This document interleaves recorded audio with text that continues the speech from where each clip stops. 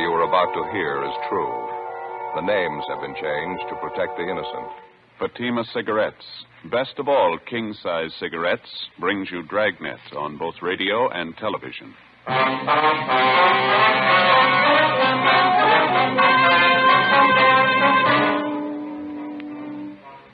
You're a detective sergeant.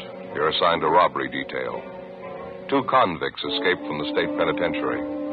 They're heading for your city. They're armed. They've boasted they won't be taken alive. Your job? Get them. In Fatima, the difference is quality. Yes, in Fatima, the difference is quality. Prove it yourself today. Compare Fatima with any other king-size cigarette. 1. Fatima's length filters the smoke 85 millimeters for your protection. 2. Fatima's length cools the smoke for your protection. 3. Fatima's length gives you those extra puffs, 21% longer than standard cigarette size. And in Fatima, you get an extra mild and soothing smoke, plus the added protection of Fatima quality. Definitely the best quality in its class, but the same price as the cigarette you're now smoking. Buy Fatima in the bright, sunny yellow pack. Best of all, king-size cigarettes.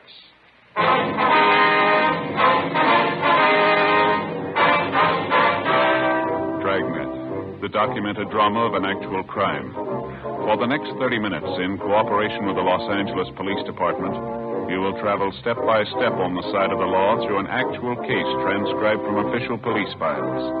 From beginning to end, from crime to punishment, Dragnet is the story of your police force in action.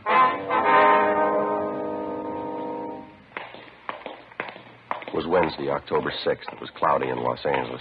We were working a day watch out of robbery detail. My partner's Ed Jacobs. The boss is Captain Didion. My name's Friday. We were on the way out from the office, and it was 2:40 p.m. when we got to Kesterson Boulevard, number 1256. Sounds like she's having a party, huh? Yeah, try it again, huh? Maybe they can't hear it inside.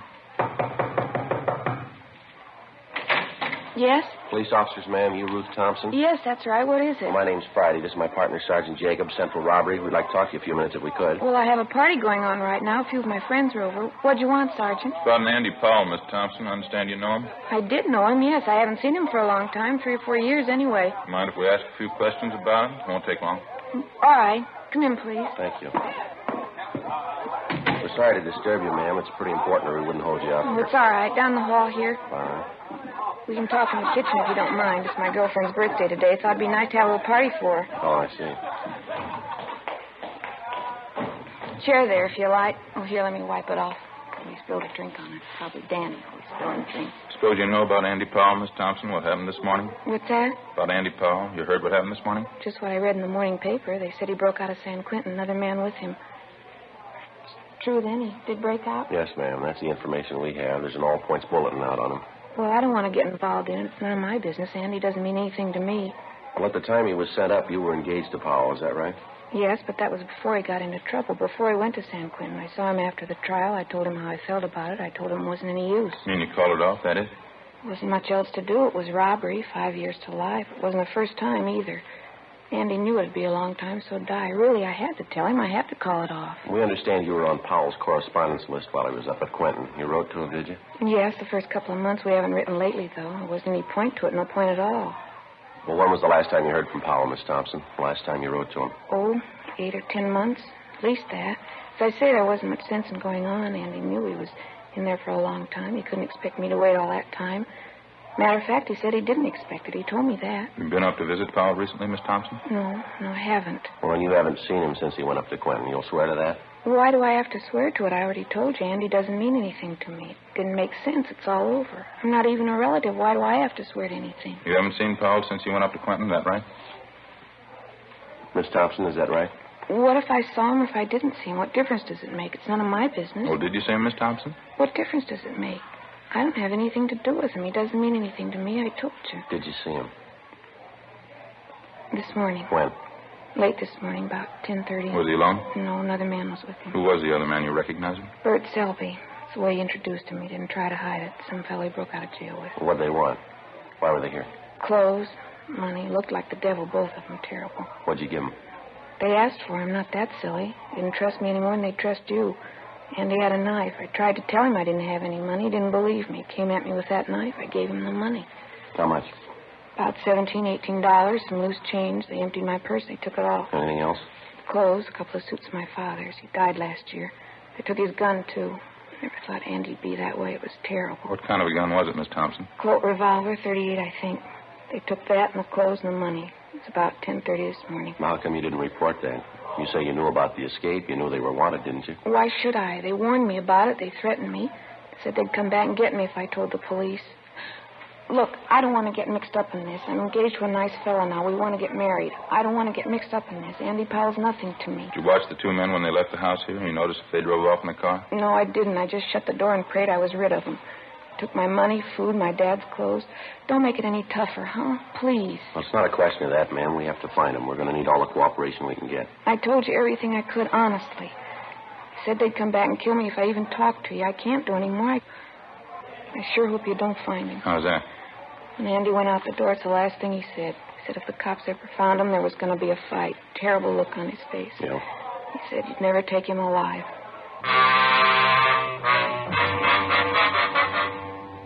The APB had come in a few minutes before 8 o'clock that morning. It was from the warden's office, San Quentin.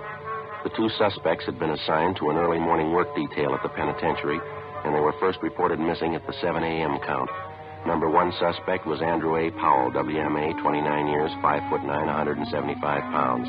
Brown hair, blue eyes, tan complexion. Suspect number two, Bertram O. Selby, WMA, 31 years, 5'11", 160 pounds, blonde hair, gray eyes, tan complexion. Both of them had long criminal records.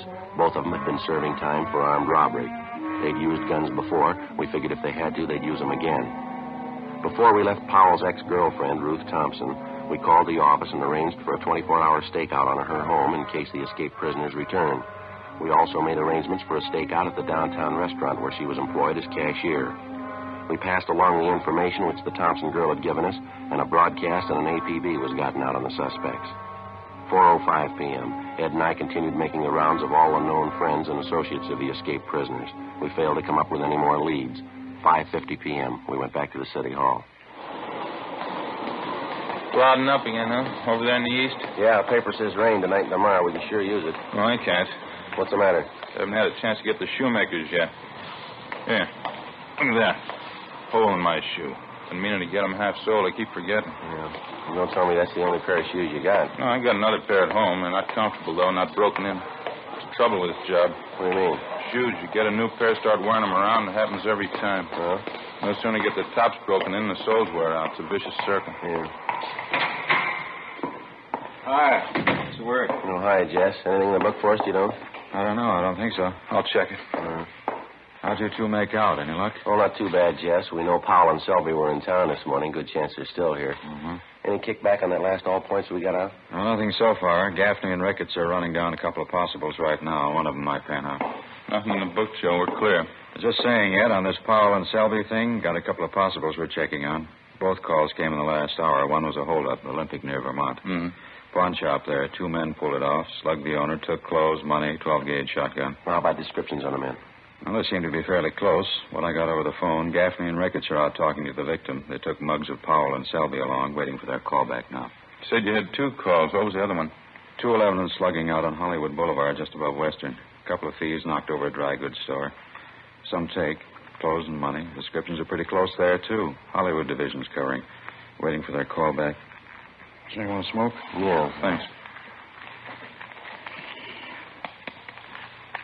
Here. Yeah, thanks.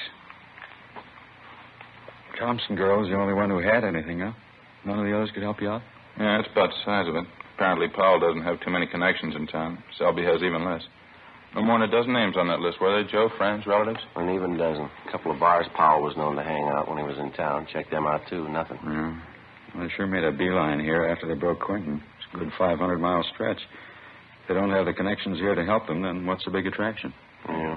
They could have some help lined up we don't know about. Somebody to hide them out, keep them in groceries for a while. It's possible they're making a run for one of the border towns, Tijuana, Mexicali. Maybe Powell figured on more help from the Thompson girl. Clothes and money. Enough to get him and Selby over into Mexico, huh? She said all I got was $17. Had to cut corners to make it on that. Robbery, Gonzalez. Oh, yeah, Jack. You sure? Yeah, okay, fine, thanks. Bye. What do you got? Jack Ricketts. He and Gaffney just finished talking to the owner of the pawn shop that was held up, the one on Olympic. Yeah. They gave him a handful of mug shots to check. He tabbed two of them, Powell and Selby. 6:30 p.m. A supplementary broadcast and an APB was gotten out on the two suspects, and the Record Bureau's photocopy room turned out 2,000 copies of Powell's and Selby's mugshot for distribution. At 9 p.m., a theater on Western Avenue was robbed of $192. Powell and Selby were again identified as the hold-up men. The robbery victim, the manager of the theater, said that both men were armed, one with a .38 revolver, the other with a sawed-off shotgun. Neither the manager nor the two witnesses were able to tell us how the thieves got away from the scene of the crime, if they were on foot or if they had a car. 11:20 p.m.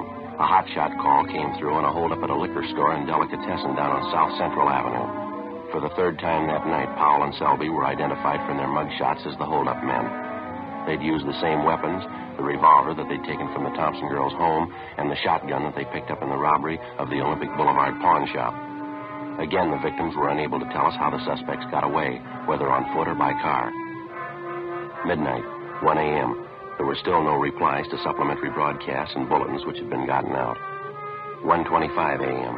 Another hotshot call came through, this time on a holdup and a slugging at the 2050 room, a small nightclub on West 9th Street. Ed and I handled the call. For the fourth time, the bandits were identified as Powell and Selby, and for the fourth time, they'd made good their escape.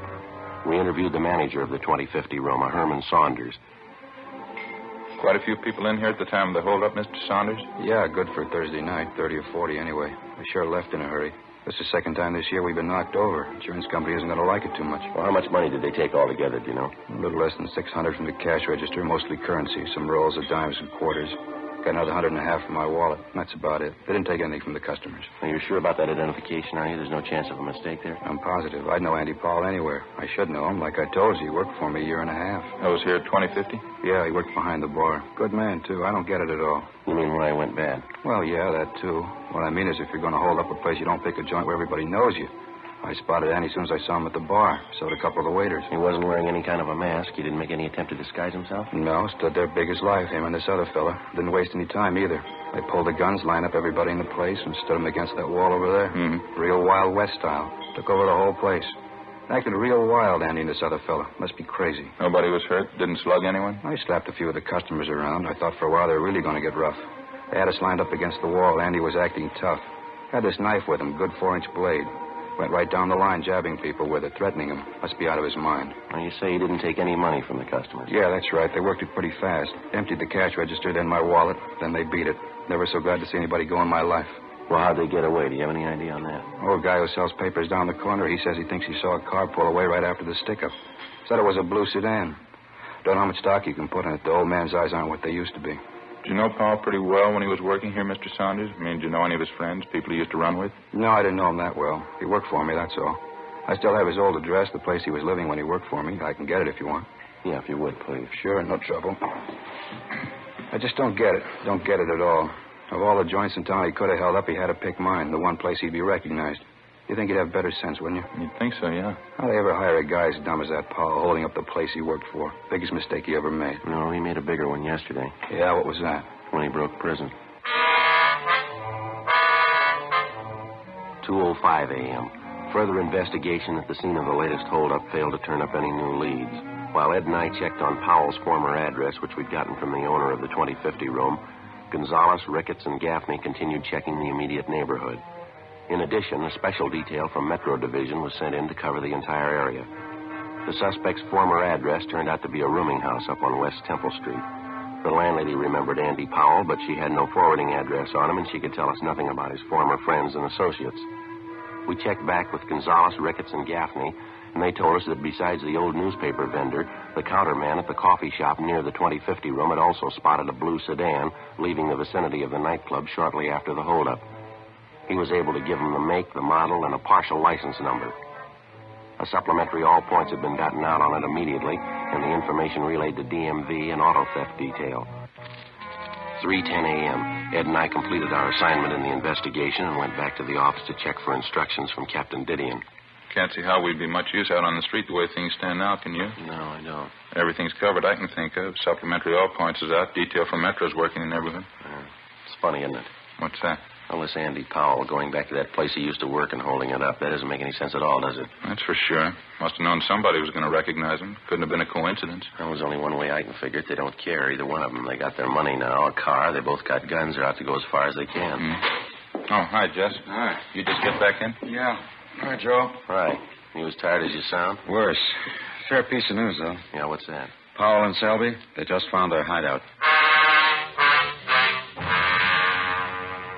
After 3 hours of canvassing the general downtown area, particularly in the vicinity of the last holdup, a team of men working with a special detail from Metropolitan Division interviewed a desk clerk in a small hotel on South Broadway who recognized the suspect's mugshots. The two of them had registered early the morning before under the names J.E. Dennis and Harold Thompson, both from Fresno, California. The hotel room was searched, and 2 San Quentin inmate uniforms were found stuffed under the mattress of the bed. After the room was processed for fingerprints, there was no doubt that the recent occupants were Powell and Selby. The clerk had no idea when they were supposed to return.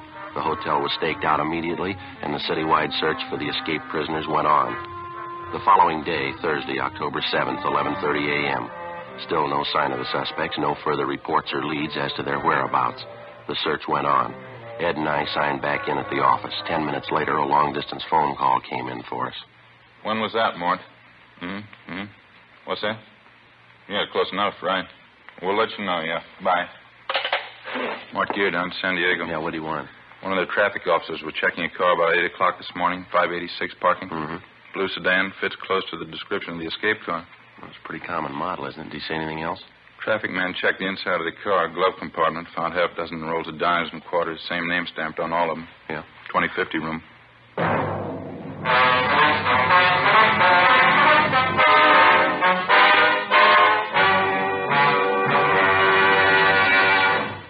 You are listening to Dragnet, authentic stories of your police force in action.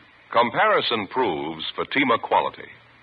Prove Fatima quality yourself today. Compare Fatima with any other king-size cigarette. 1.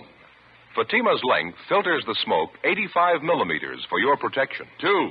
Fatima's length cools the smoke for your protection. 3. Fatima's length gives you those extra puffs, 21% longer than standard cigarette size. And in Fatima, you get an extra mild and soothing smoke, plus the added protection of Fatima quality.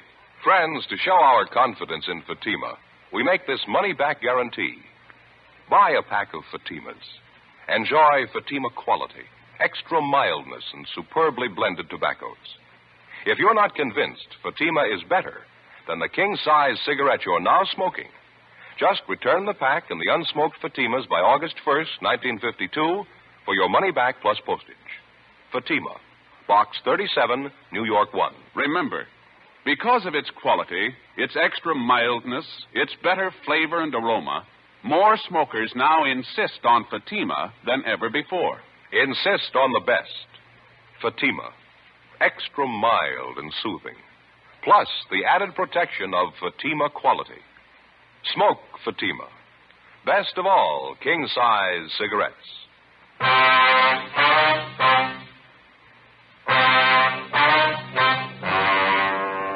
October 7th, Thursday, 1 p.m. After we got the report from Lieutenant Mort Gear that the escaped car, along with a few dollars of the stolen money, had been located in San Diego that morning, Ed and I had a meeting with Captain Didion. It was beginning to look like our first hunch was right. Powell and Selby's 24-hour campaign of holdups in the Los Angeles area had netted them a fresh change of clothes and more than enough money to live on for a while. With the locating of the escape car in San Diego, it looked like the suspects were apparently taking the next logical step, a fast move over the international border into Mexico, a distance of less than 20 miles from San Diego. Probably they figured once over the line they had a good chance of losing themselves. 1:40 p.m., on Captain Didion's orders, Jess Gonzalez, Ed, and I got in the car and headed south for San Diego with a supply of mugshots of the escaped prisoners. We got there a few minutes after 4 p.m. We went directly to the San Diego PD, where we contacted Sergeant Tony McGuire, robbery detail. Tough week, huh? Hear they've been driving you crazy up there. Just about, Tony. 4 robberies in 24 hours, giving us a run. How about Mort Gear? He around? Yeah, he just went down the hall, Jess. Ought to be back in a minute. Why don't you fellas sit down? Yeah, Thanks very much. What's the latest, Tony? Anything since you picked up that blue sedan? No, not much. Got the car in the impound, had it dusted for prints. They made them all right, both sets. Powell and Selby. No sign of them around town? No, got it pretty well covered, too. Not a trace. Well, we're in a good spot to make it over into Mexico. Hate to disappoint you. What do you mean? We think they already made it. At 6 o'clock that night, Gonzalez, Ed, and I, together with Lieutenant Gear, Tony McGuire, and Sergeants Gayton and Schultz, drove south from San Diego to the international line. We left mug shots of Powell and Selby with the immigration officers at the entry gate. Then we drove into the town of Tijuana, contacted the local commandant of police, and he promised us full cooperation. He assigned a special detail of his men to work with us in covering the town. At 8 p.m., the block-by-block canvass of the city began. Every back alley, every bar, every restaurant, every hotel, they were all checked. The tourist attractions, the souvenir stands, the nightclubs, the highlight pavilion. We went straight through on it, 8 o'clock that night until 5 o'clock the next morning. All it got us was sore feet and a mediocre lead from a native taxi driver. After being shown the mug shots, he told one of the Mexican officers in the detail that about noon that day, he'd picked up 2 Americans resembling Powell and Selby and driven them to the town of Tecate, another Mexican tourist spot about 25 miles to the east. 10:30 a.m. We drove over and checked with the police at Tecate, and they told us that 2 Americans had arrived in the town that morning. He invited Jess Gonzalez to go along with the 3 of his men to the hotel where the men were supposed to be staying. Ed and I waited in the office. Hi, Jess. What do you got? Oh, not much. Went over to the hotel. The 2 men weren't there. Desk clerk says they told him they were driving out to a little village about a mile from here. Mm-hmm. Police commandant asked me to come back here and wait. Said he and his men would drive out to the village and check the men out. That seems a little funny, doesn't it? Well, he didn't invite me to come along. It's not a good idea to push him. I mean, after all, it's his jurisdiction. Yeah. We're supposed to wait here till they get back? Here. I'm out to him now. See, policia? Yeah. See. About half an hour, yes, sir. All right, gracias. Goodbye, see.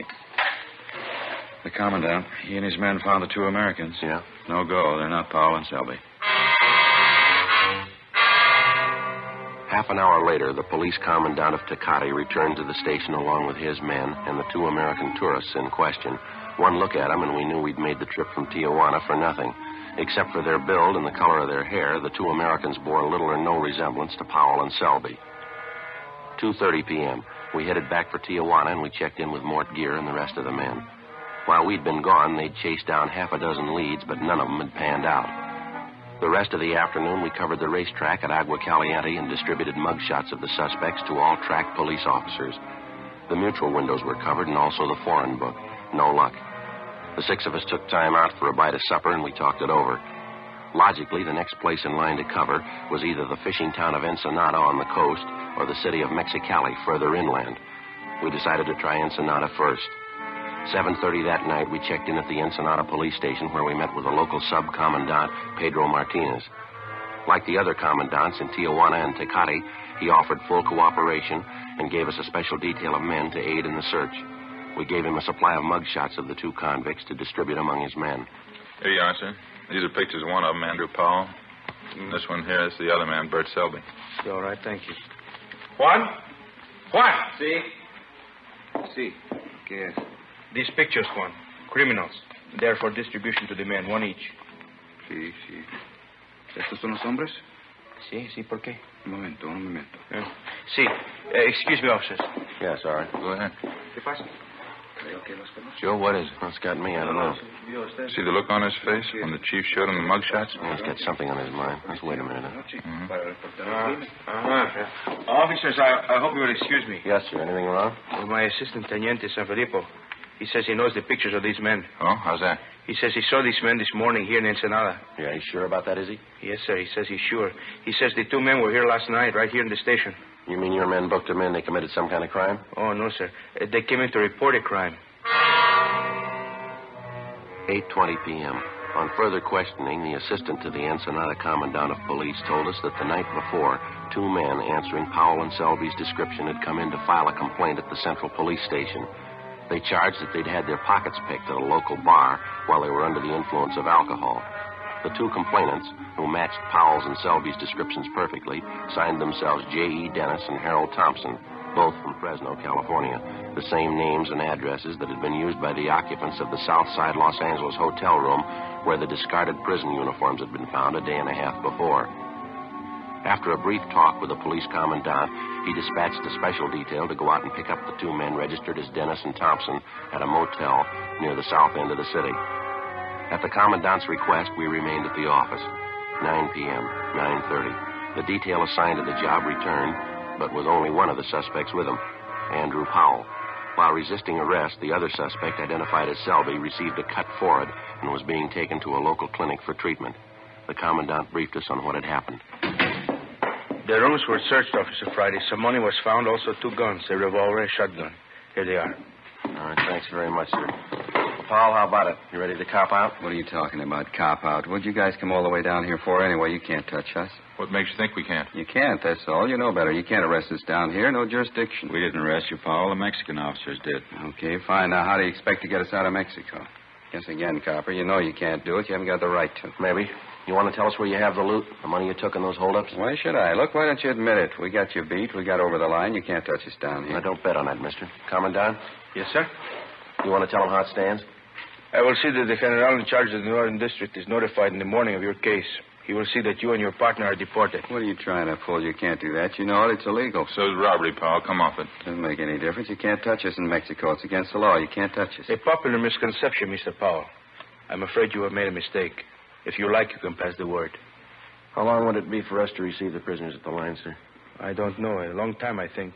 Maybe as long as 1 o'clock tomorrow. You know you can't do this. You'll never get away with it. I know a lawyer in Tijuana. I'll get him to straighten that out. You understand, Sergeant, we can't hand these men over to you now. But if you will be at the international border at 1 o'clock tomorrow, I'm sure they'll be crossing over. You can't do this. It's illegal. You know you can't. We're going to try. Wasting your time? Why don't you admit it? You can't arrest us. We got over the line. We got you beat. You can't arrest us, and you know it. You know that, don't you? There's only one thing I know for sure, Powell. Yeah? San Quentin. You got out, and you're going back.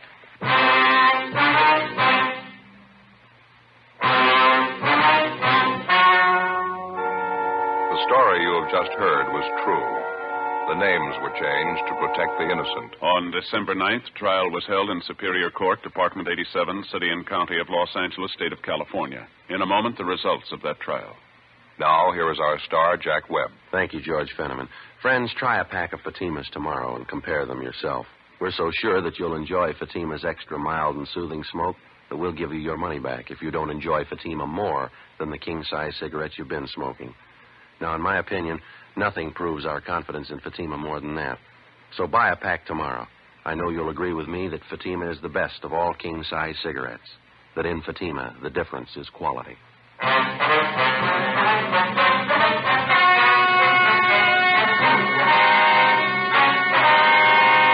Andrew Powell and Bertram Selby were deported from Mexico as undesirable aliens and turned over to U.S. authorities at the international border. They were immediately arrested by police officers on the American side and returned to Los Angeles for trial. They pled guilty to 4 counts of first-degree robbery and received sentences as prescribed by law.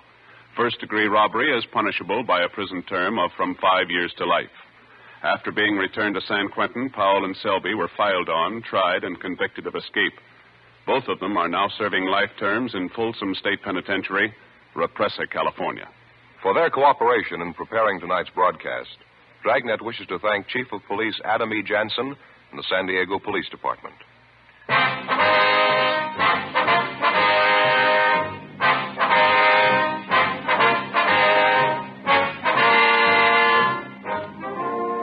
You have just heard Dragnet, a series of authentic cases from official files.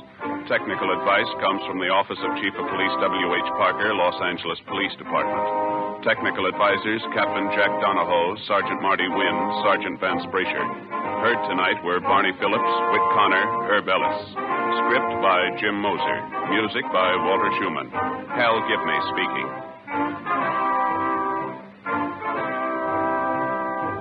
Fatima Cigarettes, best of all king-size cigarettes, has brought you Dragnet, transcribed from Los Angeles. Now it's Counter Spy on NBC.